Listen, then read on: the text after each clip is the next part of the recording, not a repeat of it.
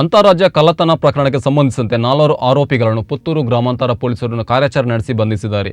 Kasaragod ನಿವಾಸಿಗಳಾದ Abdul Sahil J, Mohammed ಆಸಿಕ್, Mohammed Siraj ಹಾಗೂ ತಮಿಳುನಾಡು ಕರೂರು ನಿವಾಸಿ ಶಕ್ತಿವೇಲು ಬಂಧಿತ ಆರೋಪಿಗಳು. ಆರೋಪಿಗಳಿಂದ ಕಳ್ಳತನ ಮಾಡಿದ ಕಾರು ಮತ್ತು ಕಳ್ಳತನ ಮಾಡಲು ಉಪಯೋಗಿಸಿದ ಬೈಕನ್ನು ಪೊಲೀಸರು ವಶಕ್ಕೆ ಪಡೆದುಕೊಂಡಿದ್ದಾರೆ.